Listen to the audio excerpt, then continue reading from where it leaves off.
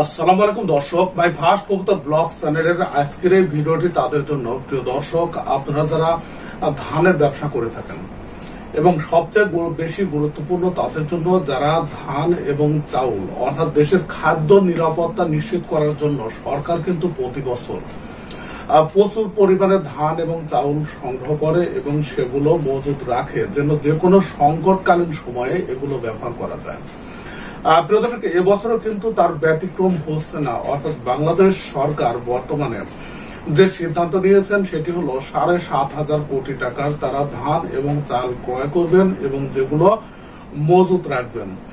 প্রিয় দর্শক, এই সম্পর্কিত কিন্তু যুগান্তর, দৈনিক যুগান্তর পত্রিকায় একটি দারুণ প্রতিবেদন প্রকাশ করা হয়েছে। সেখানে বলা হয়েছে যে বর্তমান সরকার ৭,৫০০ কোটি টাকা ধান এবং চাউল সংগ্রহ করবে।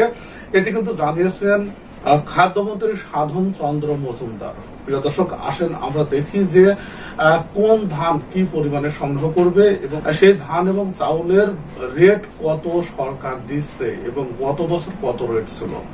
সঙ্গে থাকুন, দেখতে থাকুন, তাহলে এই গুরুত্বপূর্ণ তথ্যগুলো আপনি জানতে পারবেন। প্রিয় দর্শক, এখানে বলা হয়েছে যে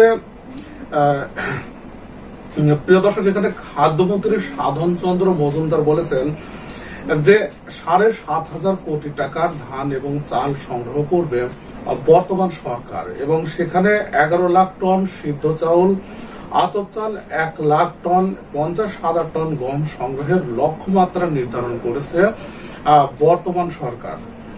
প্রিয় দর্শক, এবং এখানে প্রতি কেজি বোরো ধানের সংগ্রহ মূল্য নির্ধারণ করা হয়েছে ৩২ টাকা, সিদ্ধ চাউল ৪৫ টাকা এবং আতপ চাউল ৪৪ টাকা।